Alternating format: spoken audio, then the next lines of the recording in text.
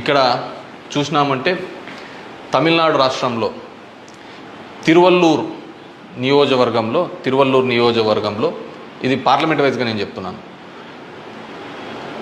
Total 14,30,738 ఓట్లు pole అయింటే కానీ EVM మాత్రం కౌంట్ చేసినప్పుడు 14,13,941 ఓట్లు 47 ఓట్లు చూపించాడు. అంటే 16,791 ఓట్లు కౌంటింగ్ చేసిన దానికంటే పోలైన ఓట్లు తక్కువగా ఉన్నాయి తిరువల్లూరు అనే విధంగా. అదేవిధంగా అస్సాంలో చూస్తే 10,760 ఓట్లు తగ్గినాయి. అంటే వీళ్ళు కౌంట్ చేసిన దానికి వీళ్ళు ఈవీఎంలో ఇచ్చిన దానికి పోలింగ్ అయిన దానిలోకి చూస్తే పోలింగ్ అయినది చూస్తే 12,40,306 అయితే ఈవీఎంలో కౌంట్ చేసిన దానిలకు 12,29,546 ఓట్లు ఉన్నాయి, 10,760. ఒడిస్సా ధనకల్ అనే చోట 11,93,460 ఓట్లు ఈవీఎంలలో పోలయింటే ఈవీఎంలు కౌంట్ చేసినప్పుడు మాత్రం 11,84,033 9,427. అదేవిధంగా గుంటూరు మన ఆంధ్రప్రదేశ్లో చూస్తే 14,11,989 పోలయింటే కౌంటింగ్ చేసినప్పుడు 14,04,061 ఓట్లు 7,928 ఓట్లు పోలైన దానికంటే ఈవీఎంలలో తక్కువగా కనపడడం జరిగింది. అదేవిధంగా ఎక్సెస్ వచ్చినాయి. అంటే పోలైన దానికంటే ఈవీఎంలలో ఎక్సెస్ రావడం జరిగింది. ఆ సంఖ్య చూస్తే అస్సాంలో కరీంగంజ్ అనే చోట చూస్తే 11,36,538 ఈవీఎంలలో పోలయింటే ఎంచే టైంకి 11,40,349 అంటే 3,011 ఓట్లు పెరిగినట్టు కనపడినాయి. అదేవిధంగా ఒంగోలులో చూస్తే ఈ 13,99,707కి కౌంట్ చేసినప్పుడు 14,11,174 ఓట్లు. అదేవిధంగా ఒడిస్సా దాంట్లో బలాస్పూర్, మధ్యప్రదేశ్లో మండ్లా, అదేవిధంగా బీహార్లో బుక్సర్, ఇవన్నీ చోట పోలైన ఓట్ల కంటే ఈవీఎంలలో పెరిగిన ఓట్లు ఇవి. అదేవిధంగా ఇక్కడ పోలైన ఓట్ల కంటే ఇక్కడ తగ్గిన ఓట్లు.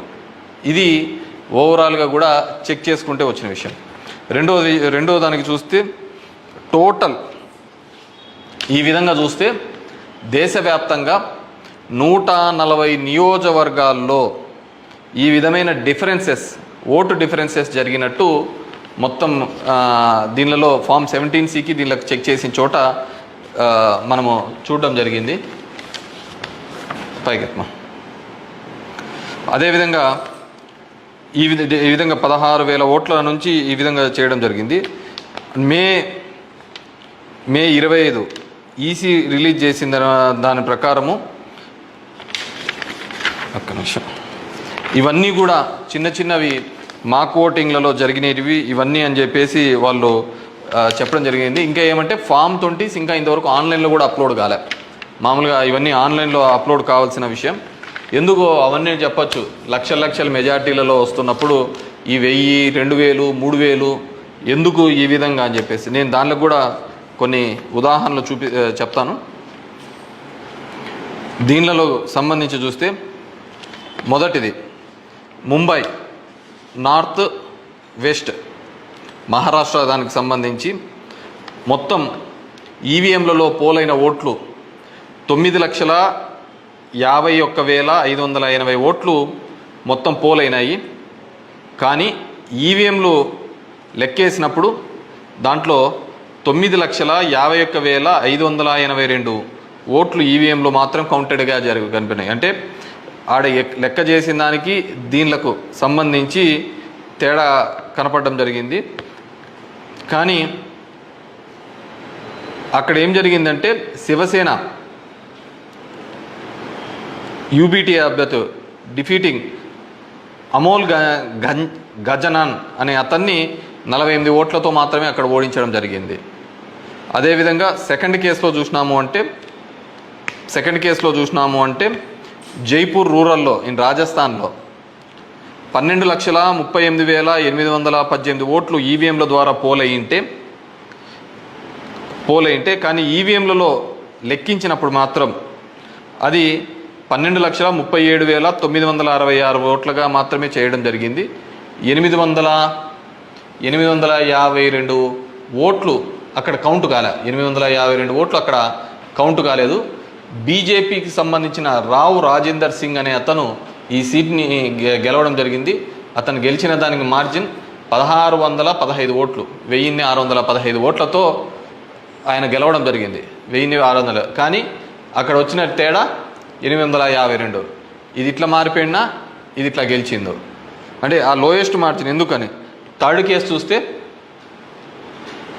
థర్డ్ కేసు కంకర్ ఇన్ ఛత్తీస్గఢ్, అక్కడ పోలైన ఓట్లు 12,61,103 ఈవీఎంల ద్వారా ఓట్లు పోలైంటే, ఈవీఎంల ద్వారా మనకు ఫామ్ 17లో ఇచ్చినప్పుడు ఈవీఎంల ద్వారా ఉండేది, కానీ లెక్కేసినప్పుడు 12,60,153 ఓట్లు అక్కడ కౌంటెడ్ అని.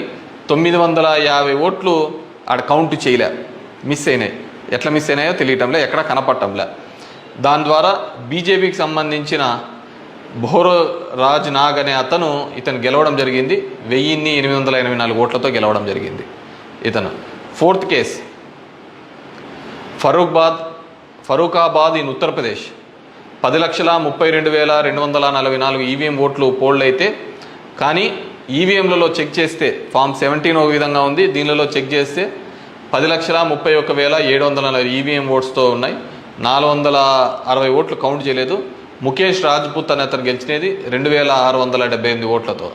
ఇటు గెలుపోవటంలో కంటే మార్జిన్ కంటే అసలు ఈ ఓట్లన్నీ ఎక్కడికి పోతున్నాయి, ఎక్కడికి మిస్ అయిపోతున్నాయి. అండ్ ఈ కేసులలో చూస్తే ఇవి అసలు వివిప్యాట్లను కౌంట్ చేయాలని, అదేవిధంగా 100% ఇవన్నీ మాల్ ఫంక్షన్గా జరుగుతున్నాయని చెప్పినా కానీ మార్జినల్ ఎర్రర్ అని, అదేవిధంగా సర్ప్లస్ ఓట్లు ఎందుకు వచ్చినాయనే విషయాన్ని ఇంతవరకు కూడా ఎలక్షన్ కమిషన్ చెప్పలేకపోయింది. అదేవిధంగా పార్లమెంట్ వైజ్గా ఎక్కడ తగ్గినాయి, ఏ విధంగా అని చెప్పేసి ఇంతవరకు ఒక స్టేట్మెంట్, ఒక రీజనబుల్ స్టేట్మెంట్ కూడా ఇవ్వలేకపోయింది. ఈవీఎంలలో ప్రతి దానిలోనూ కూడా ప్రతి పార్లమెంటుకు సంబంధించి ఈ విధంగా తక్కువ ఎక్కువ వచ్చినట్టు కూడా వాళ్ళు చూపించలేని పరిస్థితి. ఎందుకంటే ఇది గెలుపోవటంలో సంబంధించిన సమస్య కాదు.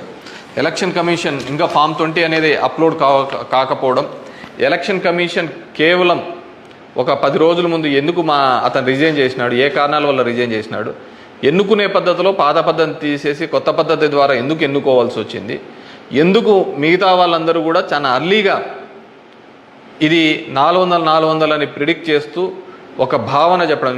మనం టీవీలలో కూడా చూసినామంటే ఆంధ్రప్రదేశ్లో 9:30, 10 కల్లా కూడా అసలు కౌంటింగ్లో అనేది ఒక రీజనబుల్కి రానిదే 100, 150, 120 అని ప్రొజెక్ట్ చేసినారు. అసలుకు వైసీపీ సీట్లు 25 కంటే దాటి చూపిలా. అసలుకు మొదట అర్ధ గంటలోనే మొత్తం నియోజకవర్గం అంతా ఏ విధంగా చూపిస్తారు, మొత్తం రాష్ట్రం అంతా ఏ విధంగా రిప్రజెంట్ చేస్తారు.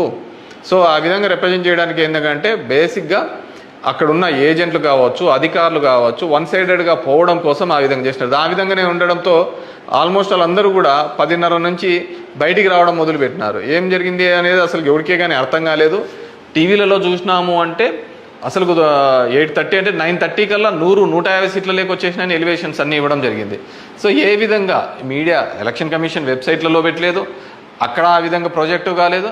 కానీ వీళ్ళంటూ వీళ్ళే మొదటే చేయడం వల్ల ఏంటంటే దానివల్ల ఏజెంట్లు అక్కడ నుంచి వెళ్ళిపోతారని చెప్పేసి, అదేవిధంగా ఉద్యోగస్తులందరూ కూడా వన్ సైడెడ్గా జరిగిపోతే ఏజెంట్లు అందరూ పోయినారంటే వీళ్ళు రాసుకునేదే రాత అయిపోతుంది కదా. సో ఆ విధంగా అబ్జల్యూట్ మెజారిటీస్ ఇదైతే అంటది. అదేవిధంగా సో ఇదంతా కూడా మనం నిజమైన ప్రజాస్వామ్యంలో దొంగ ఓట్ల మీద ఉన్నామా, లేకుంటే ఈవీఎంలో మిషనరీస్ మీద పనిచేస్తున్నామా, నాకు ఓడిపోయినానని నేను బాధతో కాదుగా చెప్తున్నానని కానీ అందుకే నేను ఆంధ్రప్రదేశ్ స్టేట్ గురించి ఎక్కడ చెప్పలే. దేశంలో జరిగినది వివిధ దీనిలలో చెప్పినది. ప్రశాంత్ భూషణ్ కూడా ఆయన సీనియర్ లాయర్గా కూడా ఆయన కూడా పోరాడుతున్న సందర్భం చూసాం. సో ఇది మనం మాట్లాడకపోతే, ఎందుకంటే మేము ఎక్కడైనా ఊర్లలో పోయినా కానీ, ఊరు నుంచి వచ్చినా కానీ, టౌన్లో కానీ మిగతా వాళ్ళన్నా మేము వేసామని చెప్తున్నారు. మరి వేసింటే ఓట్లు ఎక్కడికి పోయినాయి, ఎవరికి పోయినాయి? ఎక్కడి నుంచో వచ్చి 3,000తో గెలుస్తామని చెప్పేసి ధర్మవరంలో 2 నెలల నుంచి చెప్తున్నారు. ఏ విధంగా ఆ ఫిగర్ అచీవ్ అయ్యి 3 నెలల నుంచి చెప్తుంటారు? So it's a big question mark. So there is completely ఏదో ఒక సెక్షన్లో అయితే మ్యానిపులేషన్ జరిగింది, ఇప్పుడు ఏం చేసేది ఎందుకు కాదు, కానీ జస్ట్ ప్రజలందరూ కూడా మనం అందరం వివేకంగా ఆలోచించుకొని డెమోక్రసీ ప్రజాస్వామ్యాన్ని ఇదే పెట్టుకుంటూ పోతా అంటే మోడీ 3 అవుతుంది, మోడీ 4 అవుతుంది, మోడీ 5 అవుతా ఉంటుంది. ఇంక జనాలకు జనం యొక్క ఓటుకు దాని విలువకు ఎటువంటి విలువ ఉండలేని పరిస్థితి మనం చూడగలుగుతాం. So these are all planned and స్క్రిప్టెడ్గా అంతా కూడా జరిగిందని పూర్తిగా నేను నమ్ముతున్నాను. పబ్లిక్ జనం కూడా అదే విధమైన ఆలోచనలతో ఉన్నాయని నమ్ముతున్నాను.